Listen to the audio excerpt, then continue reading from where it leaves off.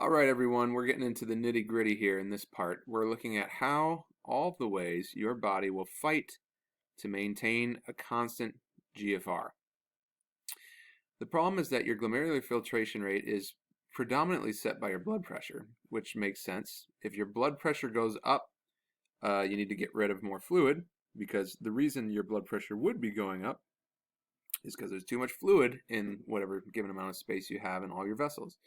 So if you increase your blood pressure, it raises your GFR, and if you decrease your blood pressure, it decreases your GFR. Well, the problem is you want to keep GFR mostly stable because that will allow you to reabsorb all of the nutrients that you have. Like, for example, if your filtration rate is too high and you have too much stuff being lost out of the blood, you might not have enough opportunity to reclaim as many nutrients and things as you ought. You might become deficient of nutrients over time. On the flip side, if GFR is too slow, well, then you might not be clearing the toxins and things out of your blood at the extent that they need to. You might become acidotic. You might have hydrogen ions building up in your blood. So you want to make sure that you have a nice 180 liters per day glomerular filtration rate.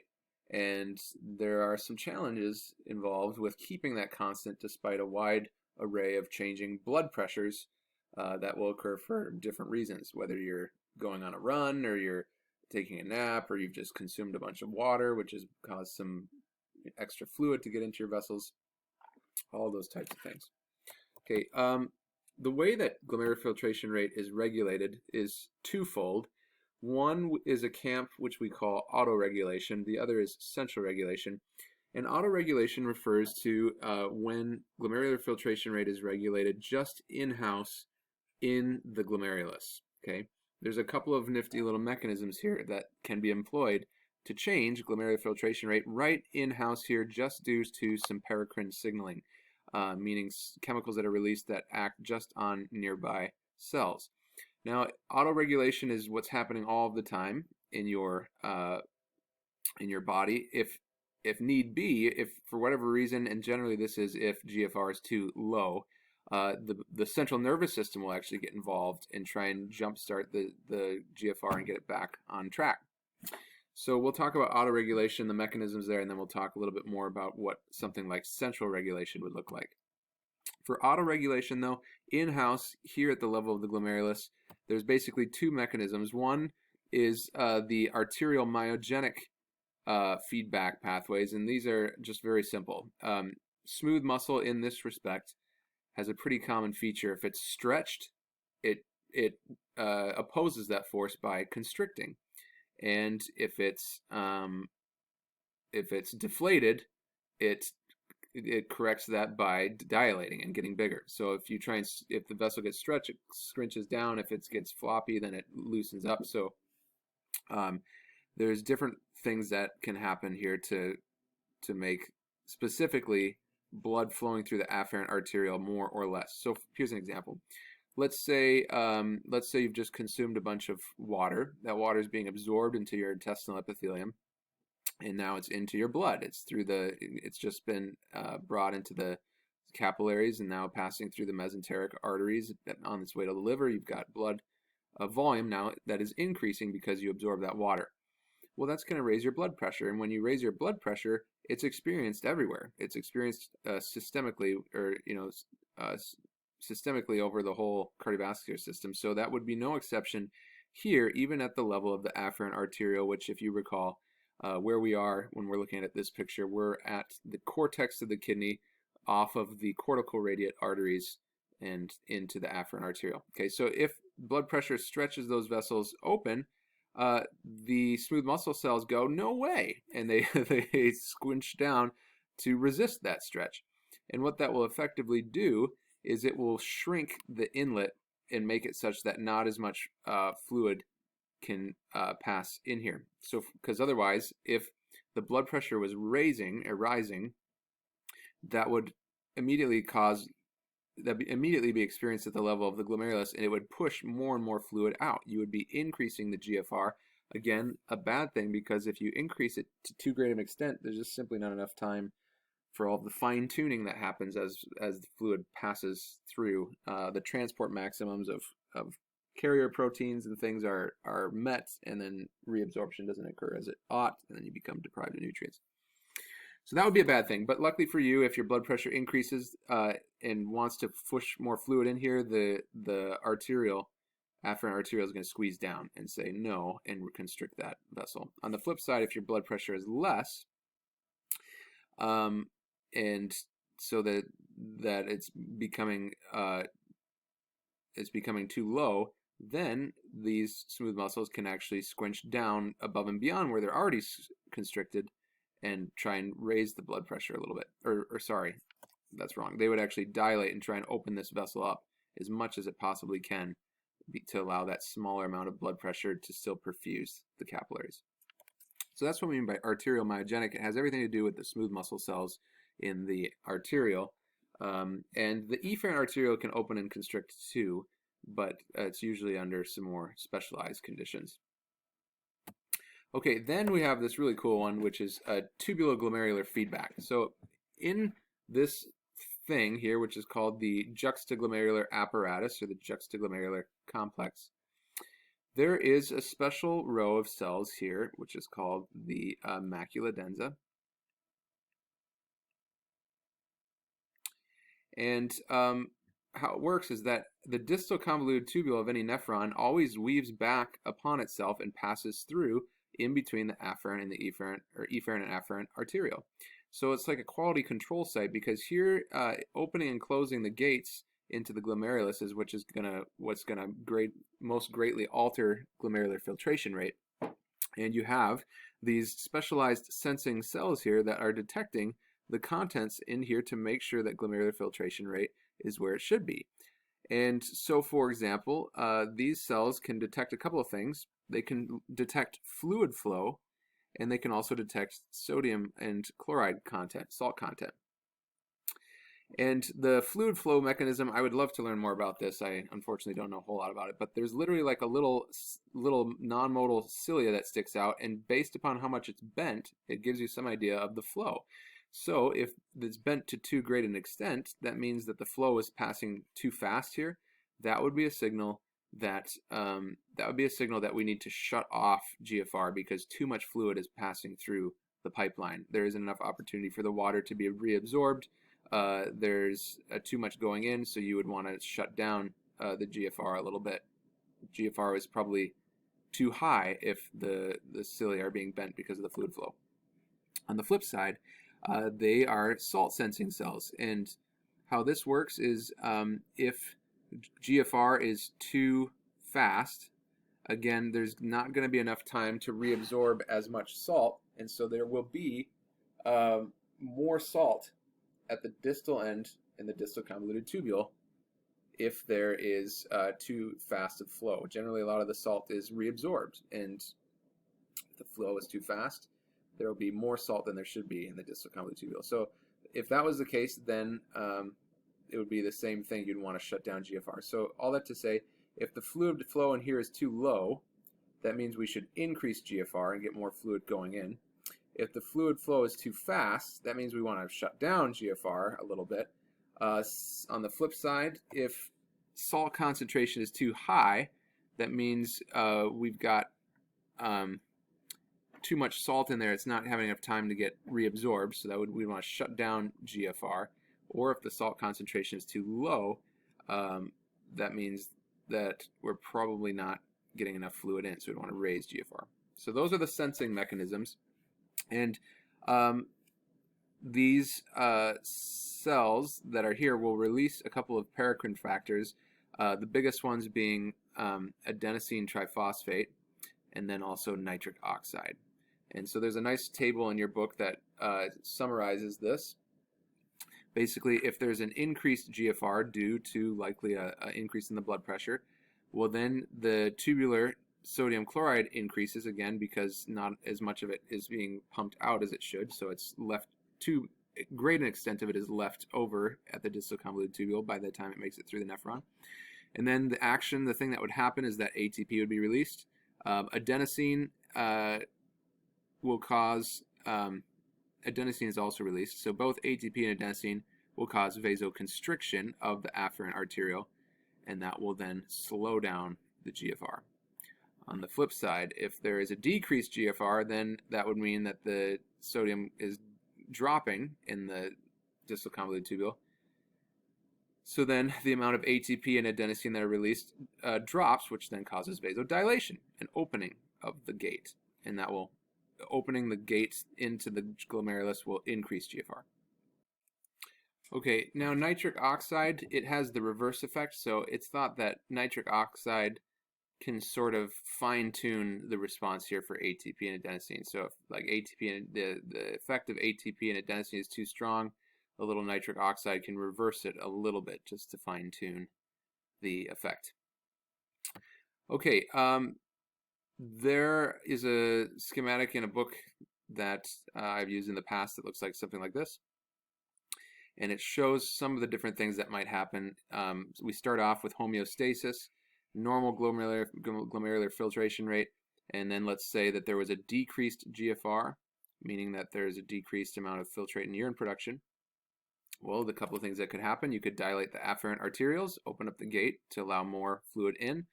You could contract the mesangial cells that will open up the capillaries in the glomerular knot, or the glomerular network. And you could also constrict the efferent arterioles. All of those things would increase the glomerular blood pressure, the hydrostatic pressure in the glomerulus, and restore the GFR. Okay, now these are all having to do with the myogenic properties and the paracrine signaling and all that stuff. Now let's say that this was insufficient to restore glomerular filtration rate. There was a decrease in glomerular filtration rate, and so urine wasn't being produced, toxins were not being cleared, nitrogenous waste was building. What would we do then to step up our game and ensure that glomerular filtration rate was brought back to normal? This gets us to central regulation, which looks something like this. What happens in this scenario is that there are cells that are in aligning the afferent arteriole that will produce a super important hormone known as renin. Those cells are right here. There are these cells that are right along the afferent arteriole. They'll be creating renin, and renin has sort of a convoluted pathway because it will go into it will trigger the formation of angiotensin 1, which is something that's made in the liver. Angiotensin is in the liver, and renin helps to bring that into angiotensin 1. Okay, then angiotensin 1 is converted into angiotensin 2, and that is done by the coolest sounding enzyme in the human body, the ACE enzyme, or the angiotensin converting enzyme, which is found in the lungs. And so here you've got stuff going on in the kidney, which is involving stuff that's made in the liver, which is involving receptors and enzymes that are in the lungs. You're already starting to see a system-wide feedback loop here, and generally in physiology, if you start to see that where there's lots of steps involved, it's usually going to be a pretty robust response, making sure that every step along the way is given the green light before the final product is made. Well, the final product that does the reckoning here is angiotensin 2. And once angiotensin 2 is made, it goes and does a whole bunch of stuff. So it can, there's a whole host of neural responses that it triggers. There's a whole host of urinary and responses that it triggers. So, for example, it would increase the secretion of aldosterone from the adrenal glands. And aldosterone is going to turn those pumps on at the distal convoluted tubule to reclaim salt, and at the expense of getting rid of potassium. But again, potassium doesn't really contribute to the osmotic gradient of the interstitial fluid because it's, housed inside of the cell. Whereas sodium, on the other hand, accumulates in the interstitium, and so that's going to drive water to come out of the filtrate and be reclaimed back into the blood. Also, there is going to be further constriction of the arterioles and the efferent arterioles. This was going to increase the systemic wide. It's going to increase the blood pressure. if you increase arterioles throughout the periphery of your body and all of the different capillary beds. It creates a bottleneck situation again that's going to increase your blood pressure in your arteries. Okay, the neural mechanisms, it can go to work on the thirst centers. You are thirsty, and so you will consume more fluid, consume more water. It will feed back on the hypothalamus and the posterior pituitary gland to cause secretion of antidiuretic hormone. And we saw that that again inserts aquaporins into the collecting duct and allows water to escape back into the kidney tissues without being funneled down into the pelvis, where it will become urine and go down to the urinary bladder. So that will increase fluid retention. It also is going to increase the sympathetic motor tone. So this would constrict your veins and squeeze the blood out of your veins back. It might increase your heart rate through the heart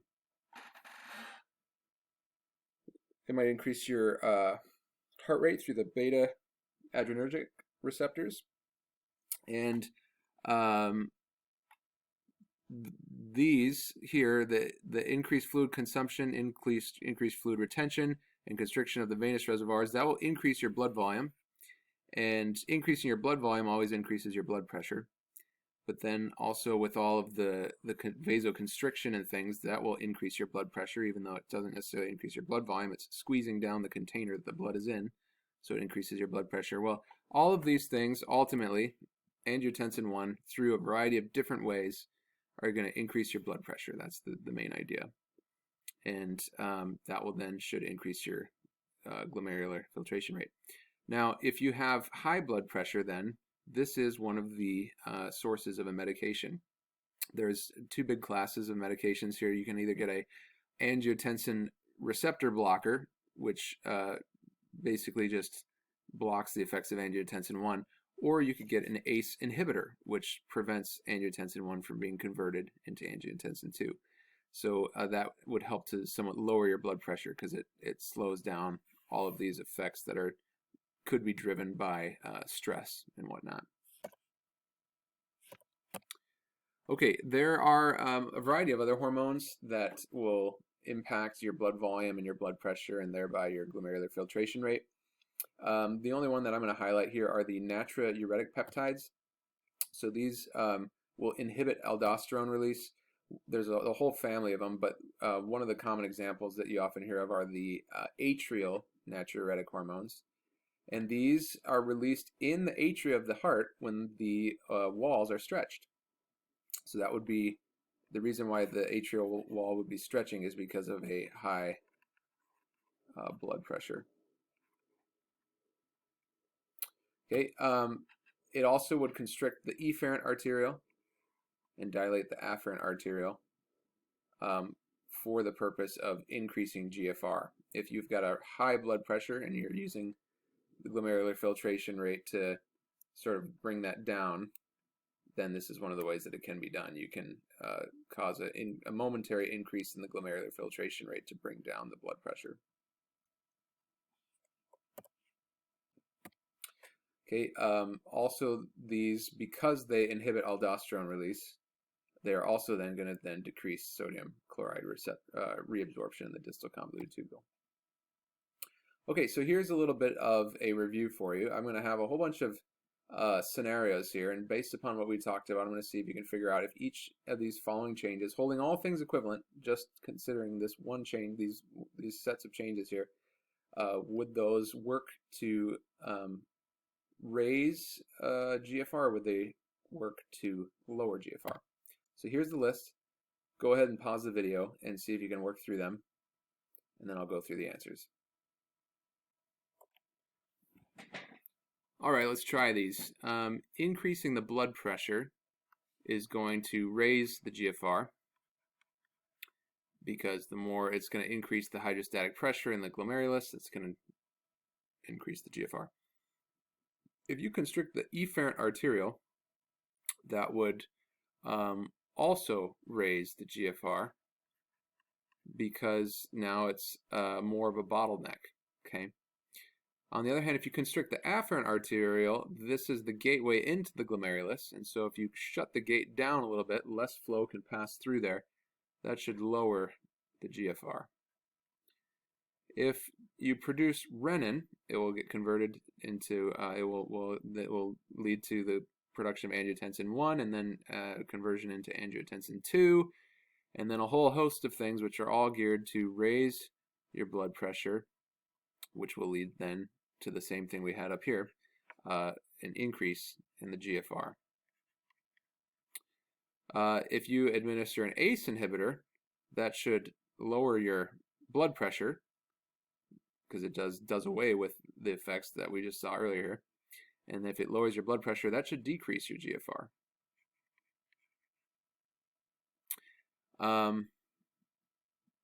The stimulation of the vasomotor centers, that will be a systemic-wide constriction of the vessels, which should increase your blood pressure. That will likely want to raise the GFR. Although keep in mind in all these scenarios, this is happening systemic-wide here.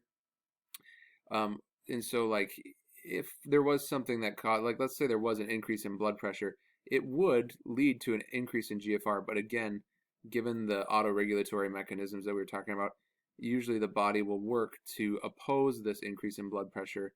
And so the blood pressure might want to increase the GFR without those regulatory mechanisms in place, but because they are in place, they will likely make sure that the GFR doesn't get boosted. Okay, so keep that distinction in mind. I'm not necessarily talking about what happens ultimately, but just more curious to work through what you think these different factors will do in terms of their effect on GFR, holding all other things equivalent.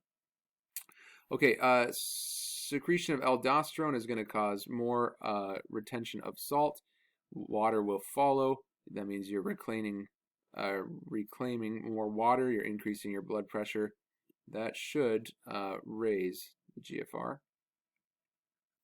Secretion of antidiuretic hormone would make it such that you had greater water retention, so you weren't losing as much water, and that would be the similar effect here as aldosterone. So it would raise the GFR because you've got now more fluid in the blood, and now that fluid needs to get out somehow, so there's going to be a greater glomerular filtration rate to get it out. Inhibiting the thirst centers would drop your blood volume down a little bit, and so that would actually lower GFR. And then stretching of the atrial wall, this is something that happens under conditions of high blood pressure, so that would be an increase.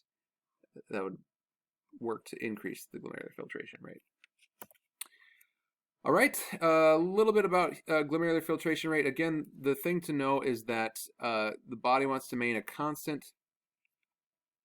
GFR, and that is going to be about 180 liters per day. And this is going to be, despite a whole bunch of sways, the biggest thing that will affect the GFR is your blood pressure. And so increasing the blood pressure will increase the GFR, and your body will work then to decrease it. Decreasing the blood pressure will decrease the GFR, and so then your body will work to raise it. Your body's going to work to keep this constant. But there are, I guess, some scenarios where your glomerular filtration rate might get elevated to try and bring some fluid out to lower blood pressure. But ultimately, what usually happens is it's going to maintain a constant GFR despite all of the fluxes and changes in the blood pressure. And blood pressure can then be used as a way to maintain GFR, like we were seeing in central regulation. If there's a low GFR, you can actually raise the blood pressure systemically to increase the GFR. All right, hopefully that somewhat makes sense to you all, and I hope you enjoyed this invigorating survey of the urinary system.